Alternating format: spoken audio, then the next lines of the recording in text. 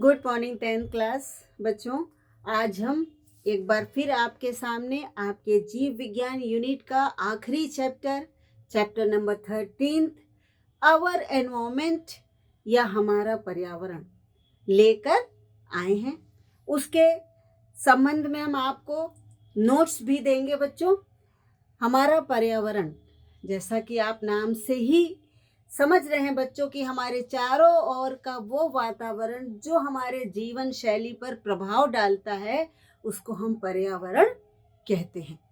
इस पर्यावरण में बच्चों जो समुदाय आता है, वो समुदाय जिसमें विभिन्न प्रकार के प्राणी परस्पर मिलकर एक दूसरे को सहयोग देते हैं। इस समुदाय में हमारे अजैव और जैव दोनों प्रकार के जो है प्राणियों का और पदार्थों का समावेश होता है बच्चों। इस प्रकार से जो वातावरण बनता है जिसमें मनुष्य या जीव और अजैव ये दोनों ही मिलकर एक तंत्र का निर्माण करते हैं बच्चों, जिसको हम पारितंत्र या इकोसिस्टम कहते हैं। इस सिस्टम के अंतर्गत दोनों एक दूसरे को लाभ पहुंचाते हैं। आज हम आपको इसी विषय में बच्चों समझाएंगे। देखिए बच्चों, समुदाय का निर्माण होता है जिसमें विभिन्न प्रकार के प्राणी आपस में मिलकर रहते हैं।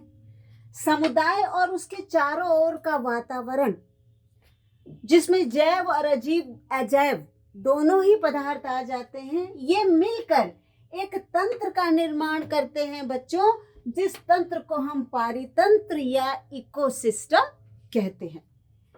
पारितंत्र क्या होता है बच्चों?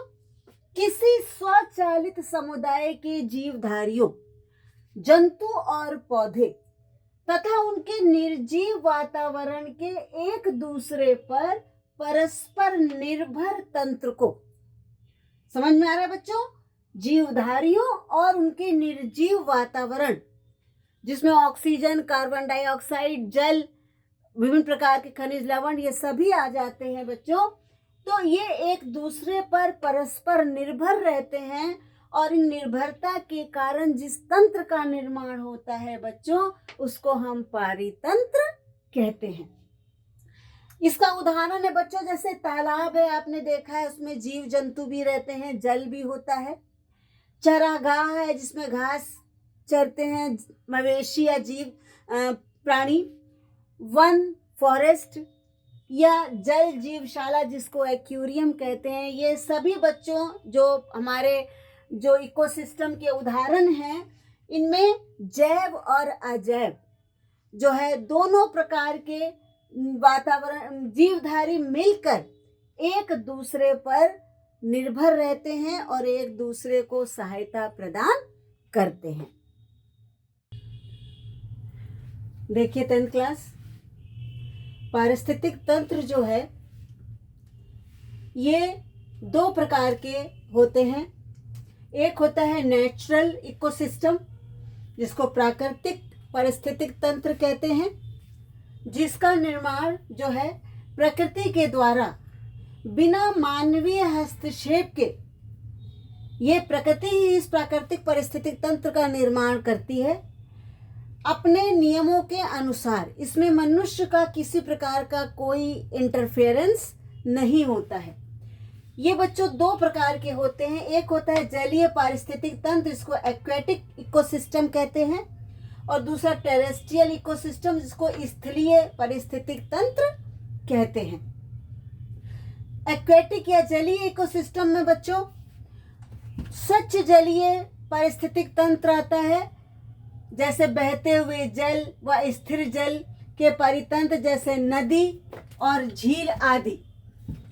ये जो है स्वच्छ जलीय पारिस्थितिक तंत्र कहलाते हैं बच्चों। दूसरा होता है समुद्रीय जलीय पारिस्थितिक तंत्र, जिसमें समुद्र, तटीय भाग और उसके ज्वारीय भाग आदि के द्वारा जो पारिस्थितिक तंत्र बनता है बच्चों, उसको हम समुद्रीय जलीय पारिस्थितिक तंत्र कहते हैं। दूसरा बच्चों हमारा जो हो जाता है टेरेस्ट्रियल इकोसिस्टम या स्थलीय पारितंत्र, उसको जो है हम तीन प्रकार के स्थलीय पारिस्थितिक तंत्र पाए जाते हैं बच्चों। एक घास के मैदान का पारिस्थितिक तंत्र, दूसरा रेगिस्तान या मरुस्थल का पारिस्थितिक तंत्र, और तीसरा वन या फॉरेस्ट का पारिस्थितिक तंत्र। ये तीनों स्थल में, लैंड में जो है इकोसिस्टम बनाए जाते हैं, जिनको हम जो है स्थलीय पारिस्थितिक तंत्र कहते हैं बच्चों। दूसरा बच्चों हो गया कृत्रिम पारिस्थितिक तंत्र, जैसा कि नाम ही है आर्टिफिशियल, लोगों के द्वारा अपनी सुविधा से बनाए हुए तंत्र को, जिसमें प्राकृतिक संतुलन के नियमों को ध्यान में नहीं रखा जाता है बच्चों। जो मनुष्य जिन पारिस्थितिक तंत्र का निर्माण करता है उनको हम कृत्रिम पारिस्थितिक तंत्र कहते हैं बच्चों। और इसमें जो है प्राकृतिक संतुलन का ध्यान नहीं रखा जाता है, जैसे धान और गेहूं के खेत हैं या एक्वेरियम है, ये मनुष्य अपनी सुविधाओं से बनाता है, इसमें प्रकृति का कोई भी ध्यान नहीं रखता है। 10th क्लास, ये देखिए जो हमने अभी पारितंत्र पढ़ा था, निम्न घटकों से 10th क्लास पारिस्थितिक, जो अभी हमने तंत्र पढ़ा था उसमें पारितंत्र के जो घटक हैं बच्चों, वो दो घटक मुख्य हैं। एक है अजैविक घटक और दूसरा है जैविक घटक। अजैविक घटक में निर्जीव पदार्थ आते हैं बच्चों, इसमें सभी निर्जीव पदार्थ आते हैं, जिनको हम तीन श्रेणी में बांट सकते हैं बच्चों। कार्बनिक तत्व, जिसमें कार्बोहाइड्रेट, प्रोटीन, वसा आदि आते हैं। अकार्बनिक तत्व, जिसमें oxygen, carbon dioxide, nitrogen, hydrogen, खनिज लवण जैसे कैल्शियम, पोटेशियम, फास्फोरस आदि आते हैं बच्चों। और तीसरा है जलवायु कारक, जैसे सूर्य का प्रकाश, जल, मृदा, ताप, ये सभी अजैविक घटक हैं। ये उतने ही इम्पोर्टेंट है जितने जैविक घटक बच्चों। अब जैविक घटक, जिसमें हमारे पादप, जंतु, सूक्ष्म जीव आते हैं, जिनको हमने उत्पादक, उपभोक्ता और अपघटनकर्ता में बांटा है बच्चों। सबसे पहले देखिए उत्पादक हैं, ये पौधे के हरे भाग, जिनमें क्लोरोफिल पाया जाता है बच्चों। क्लोरोफिल, पौधे के हरे भाग जिनमें क्लोरोफिल पाया जाता है, वह सूर्य के प्रकाश की उपस्थिति में, सूर्य के प्रकाश में भोजन बनाते हैं बच्चों, भोजन बनाते हैं। तो ये क्या हुए बच्चों, ये स्वपोषी हुए, भोजन बनाते हैं, अतः इनको हम स्वपोषी कहते हैं। अपने द्वारा बनाए हुए भोजन को ही ये प्रयोग में लाते हैं तथा दूसरों को भी देते हैं। 10th क्लास, ये देखिए हमने आपको भी बताया कि अजैविक और जैविक घटक।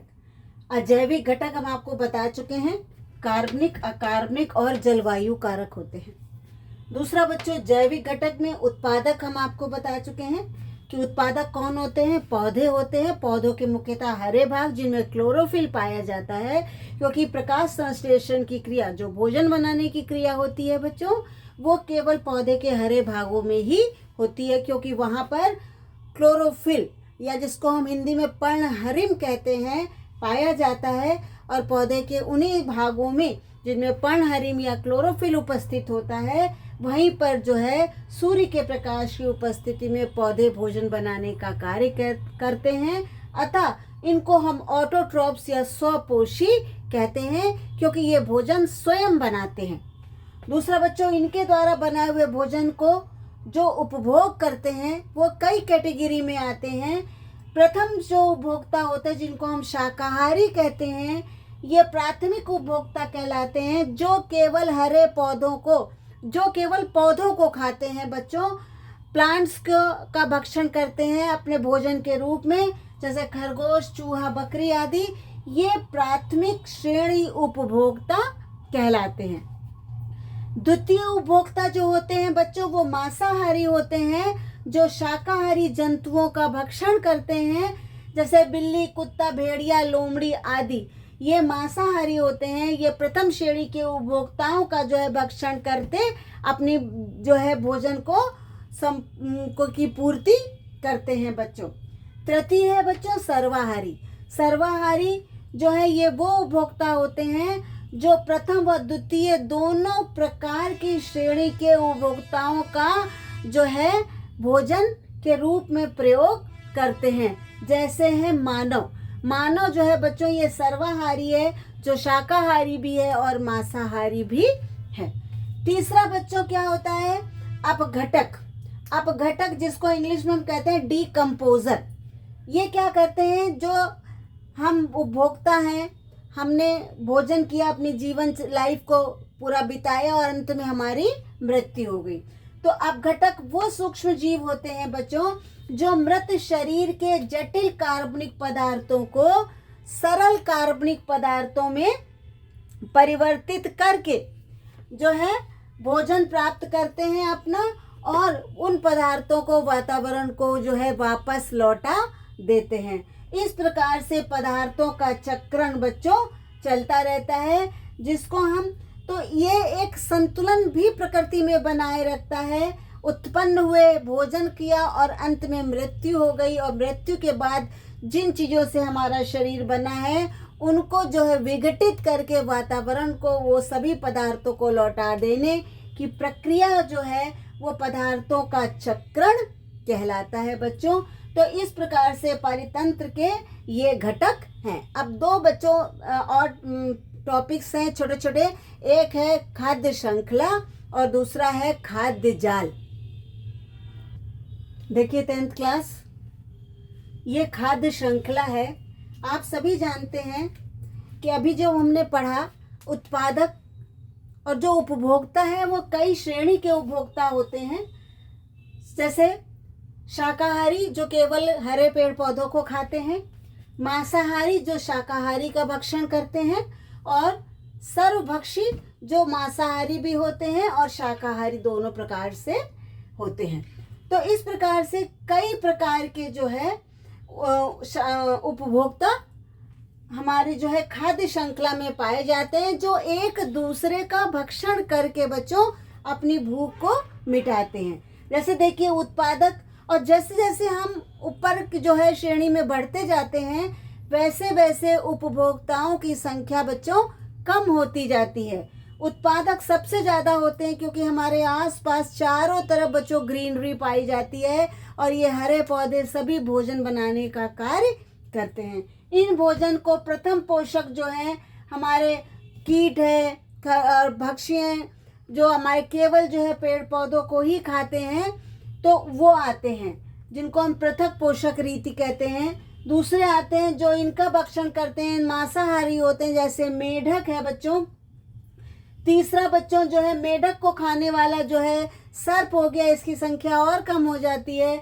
और फिर लास्ट है चतुर्थ श्रेणी जिसको हम बाज कहते हैं, जो हमारे जो है सर्प को भी खा लेता है। इस प्रकार से धीरे धीरे ऊपर जैसे जैसे हम ऊपर चढ़ते जाते हैं, हमारी जो है भोज्य पदार्थों को ग्रहण करने वाले उपभोक्ताओं की संख्या जो है वो धीरे धीरे कम होती है। लेकिन ये जो चतुर्थ श्रेणी है वो तृतीय श्रेणी को भी खा सकता है, द्वितीय श्रेणी को भी खा सकता है। तो इस प्रकार से बच्चों ये खाद्य श्रृंखला में जब कोई भी जीव जो मांसाहारी है वो अपने से छोटे जीव को खा लेता है, छोटा जीव उससे छोटे जीव को खा लेता है। इस प्रकार से एक जो है जाल का निर्माण एक चैन बन जाती है बच्चों, और इसी चैन से एक जाल बन जाता है। कैसे जाल बन जाता है बच्चों, कि जैसे मांसाहारी हैं ये कई श्रेणी के होते हैं, और सर्वाहारी जो सर्वभक्षी है ये मांसाहारी को भी खा लेते हैं बच्चों, ये शाकाहारी को भी खा लेते हैं। तो इस प्रकार से एक चैन बन जाती है जिसको हम जो है फूड चैन कहते हैं। और इसी प्रकार से जो एक और जो है शब्द है जिसको कहते हैं फूड वेब, या जिसको हम कहते हैं खाद्य जाल। इसी से जाल जो है ये बन जाता है, जिसका निरूपण हम आपको अभी करके दिखाते हैं बच्चों। ये देखिए बच्चों, ये खाद्य जाल है। पौधे जो उत्पादक है, इन पौधों को खरगोश भी खाते हैं बच्चों, इन पौधों को कीट भी खाते हैं। अब खरगोश को बाज खा लेता है और जो कीट है बच्चों, कीट को सर्प खा लेता है। कीट को सर्प खा लेता है। तो देखिए, पौधों को खरगोश ने खाया, चूहे ने खाया, कीट ने खाया। कीट को सर्प ने खाया, सर्प ने चूहे को भी खा लिया और बाज ने खरगोश को भी खा लिया बच्चों, चूहे को भी खा लिया और सर्प को भी खा लिया। अर्थात ये सब एक दूसरे का भक्षण करते हैं। तो इस प्रकार से बने हुए ताने बाने को बच्चों हम खाद्य जाल या फूड वेब कहते हैं। देखिए बच्चों, ये नंबर से भी निरूपित हो रहा है। पौधों को खरगोश, चूहा, कीट तीनों खा रहे हैं बच्चों। चूहे को बाज भी खा रहा है, सर्प भी खा रहा है। कीट को सर्प खा रहा है, सर्प को बाज खा रहा है। खरगोश को भी बाज खा ले रहा है। तो इस प्रकार से शाकाहारी, मांसाहारी, सर्वाहारी ये सब अपने एक दूसरे का भक्षण करके अपने भोजन की तृप्ति करते हैं बच्चों, और एक जाल बनाते हैं जिसको हम फूड जाल, खाद्य जाल या फूड वेब कहते हैं। 10th क्लास, हम मनुष्य जो है बहुत बुद्धिमान होते हैं, तो हम अपनी सुविधा के लिए, अपने ऐशो आराम के लिए प्राकृतिक संतुलन से लगातार जो है खिलवाड़ करते रहते हैं। प्राकृतिक पर्यावरण पर जब हम प्रयोग करते रहते हैं बच्चों, तो उससे बहुत प्रभाव हमारे जनजीवन पर, हमारे वायुमंडल पर, हमारे चारों तरफ पड़ रहा है। बहुत ज़्यादा उद्योग खुलते जा रहे हैं। इन उद्योगों के कारण हमारा वायुमंडल प्रदूषित हो रहा है, क्योंकि विभिन्न प्रकार की हानिकारक गैसेस वायुमंडल में जा रही हैं, जिससे उनका संतुलन बिगड़ रहा है। हमारे जल संसाधन जो है ये प्रदूषित हो रहे हैं। तो नदी, तालाब आदि का पानी जो है उपयोग के लायक नहीं रह गया है बच्चों। हमारे पेड़ पौधों की कटाई के कारण हमारा वन्य जीव जो है वो भी संकट में आ गया है। उनको रहने के लिए स्थान उपलब्ध नहीं हो पा रहा है। पेड़ पौधों की कटाई के कारण जो हमारी भूमि की ऊपरी लेयर जो बहुत ज़्यादा उपजाऊ होती है, उसका भी लगातार जो है वो क्षय और नुकसान होता जा रहा है, जिसको हम मृदा अपरदन कहते हैं, उपजाऊ मिट्टी के लेयर का निकलना बच्चों। इन सब प्रयोगों से क्या हो रहा है, नई नई बीमारियां नहीं होती जा रही हैं। जो बीमारियां कभी सुनी नहीं थी मनुष्यों में, वो बीमारियां जो है पैदा हो रही हैं। जो हमारी प्रोटेक्टिव लेयर है, जो सूर्य की अल्ट्रावायलेट किरणों को हम जब भूमि पर आने से रोकती है, उस परत की मोटाई लगातार घटती जा रही है। ग्रीन हाउस के प्रभाव के कारण तापमान बहुत ज़्यादा बढ़ता जा रहा है, जिससे जो पहाड़ की बर्फ से ढकी हुई चोटियां थी वो धीरे धीरे जो है वो पिघल रही हैं। और जिस प्रकार से आबादी बढ़ रही है, पॉपुलेशन बढ़ रही है, जनसंख्या बढ़ रही है बच्चों, तो हमें विद्युत की हर चीज़ की आवश्यकता अधिक पड़ रही है। तो विद्युत उत्पादन के लिए जो है बड़े बड़े बांध बनाए जा रहे हैं बच्चों, जिसके कारण जो है प्राकृतिक संसाधन जो जल के हैं वो धीरे धीरे सीमित होते जा रहे हैं।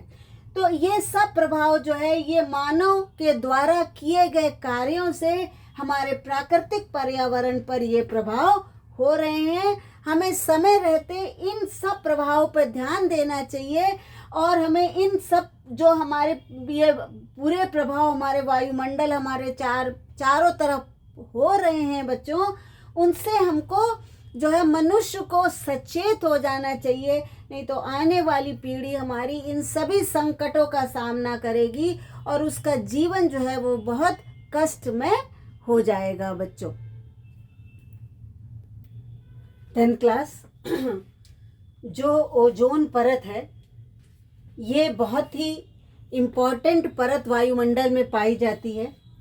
लगभग भू सतह से, हमारे पृथ्वी की लेयर से 50 किलोमीटर ऊपर एक समताप मंडल जिसको स्ट्रेटोस्फीयर कहते हैं बच्चों, उसमें ओजोन गैस का एक स्तर, सघन स्तर, डेंस स्तर, जिसको हम ओजोन परत के नाम से जानते हैं, पाया जाता है। ये ओजोन परत हमारे सूर्य के प्रकाश की अल्ट्रा वायलेट किरणों को अवशोषित करके उनको वापस कर देती है। अगर ये किरणें पृथ्वी तक आ जाएं तो हम मनुष्य का जीवन पृथ्वी पर असंभव हो जाएगा। अतः ओजोन परत जो है ये वायुमंडल में अल्ट्रा वायलेट किरणों को सूर्य की वापस कर देती है। हमारे आजकल जो लगातार कूलेंट के रूप में CFC, जिसको हम क्लोरोफ्लोरोकार्बन कहते हैं, इसका प्रयोग बहुत ज़्यादा हो रहा है। एयर कंडीशन में, रेफ्रिजरेटर में, फोम के गद्दे बनाने में और भी बहुत चीज़ों पर जो CFC का प्रयोग हो रहा है, ये CFC जो है ये ओजोन किरणों को जो है बच्चों वायुमंडल में अल्ट्रा वायलेट किरणों द्वारा जो है ये विघटित होकर एक क्लोरीन अणु को बनाती है। CFC जो है ये अल्ट्रा वायलेट किरणों द्वारा विघटित हो जाती है और क्लोरीन अणु को बनाती है। ये क्लोरीन अणु जो है ओजोन से क्रिया करके जो है उसको विघटित कर देता है। उससे क्या होता है बच्चों कि जो ओजोन क्रिया से ओजोन को विघटित कर देता है तो ओजोन की परत पर जो है लगातार इसका प्रभाव पड़ रहा है और इसकी परत जो है वो धीरे धीरे पतली होती जा रही है। एक क्लोरीन अणु की जो लाइफ होती है बच्चों लगभग 80 से 140 वर्ष तक की होती है और एक क्लोरीन का जो अणु है, एक क्लोरीन का अणु लगभग 1 लाख जो है ओजोन अणुओं को जो है वो विघटित कर देता है। 1 लाख ओजोन अणुओं को विघटित कर देता है, अणुओं को विघटित कर देता है।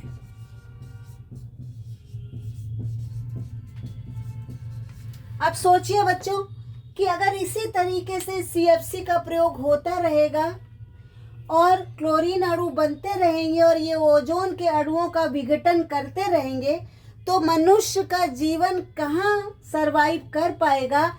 लगातार अल्ट्रावायलेट किरणें जो है पृथ्वी पर गिरती आती रहेंगी और विभिन्न प्रकार के जो है चर्म रोग उसके प्रभाव से जो है मनुष्य में फैलते जा रहे हैं। तो ओजोन परत का संरक्षण बच्चों बहुत आवश्यक है। अगर इसका संरक्षण नहीं किया जाता है तो हमारे मानव के जीवन पर इसका प्रभाव पड़ेगा, हमारे पादपों पर भी इसका प्रभाव पड़ेगा और हमारे जो जंतु हैं उन पर भी इसका प्रभाव पड़ेगा।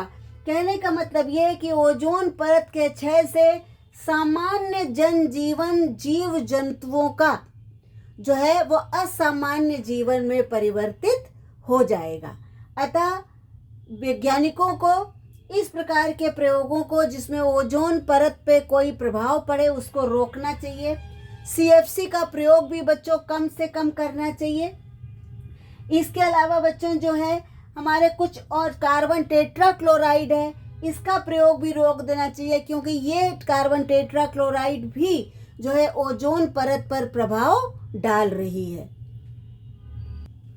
तो बच्चों इस प्रकार से हमारे प्राकृतिक पर्यावरण पर जो मनुष्य जो अपने लगातार प्रयोग कर रहा है और नित्य नई खोजों के द्वारा प्राकृतिक संतुलन को ध्यान में न रखते हुए नई नई चीज़ें बना रहा है जिससे मनुष्य का जीवन तो सुखमय और संसाधनमय हो रहा है, पर हमारे पर्यावरण का प्राकृतिक संतुलन निरंतर बिगड़ता जा रहा है, जिससे हमारे आसपास और हम सभी जीवों में विभिन्न प्रकार की बीमारियां अत्यधिक सुनने में आ रही हैं। बच्चों इन सब का एक ही उपाय है कि हमें एक तो प्राकृतिक संतुलन को बनाए रखना है, ऐसा कोई भी कार्य नहीं करना है जैसे प्रकृति का संतुलन बिगड़े और प्रकृति जो है प्रकृति का कोप हम मनुष्यों के ऊपर पड़े। दूसरा, ओजोन परत का ध्यान रखना है।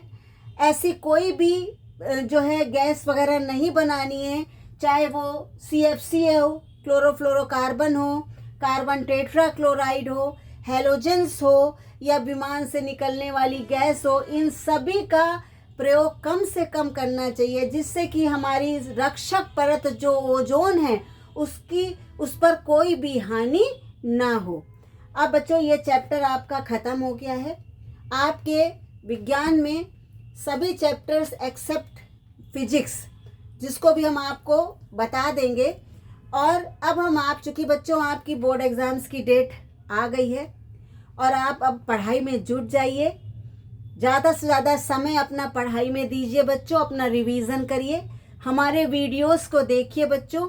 हमारा YouTube channel science simplified by Sunita Sharma को देखिए, शेयर करिए, सब्सक्राइब करिए बच्चों, और अपने दोस्तों को भी दिखाइए।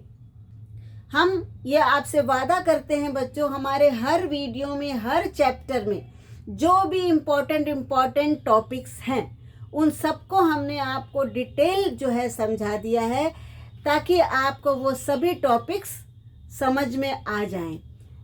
अब हम आपको जो लास्ट 5 इयर्स में इम्पॉर्टेंट क्वेश्चन आंसर्स बच्चों जो लगातार रिपीट होते हैं, चाहे वो मल्टीपल चॉइस क्वेश्चन हो, लघु उत्तरीय हो या दीर्घ उत्तरीय हो, हम आपको उनके बारे में बताएंगे। वो क्वेश्चंस हम आपको देंगे ताकि आप उन लिमिटेड क्वेश्चंस को अपने एग्ज़ाम टाइम पे ज़्यादा से ज़्यादा बार रिवाइज करके जो है अपने परीक्षा फल आपका आए, जो रिज़ल्ट आए, वो अच्छे से अच्छे मार्क्स आए और आप लोग नेक्स्ट क्लास में पहुँचें। धन्यवाद बच्चों। लेकिन हमारे वीडियोस को लाइक, शेयर और सब्सक्राइब ज़रूर करिए बच्चों।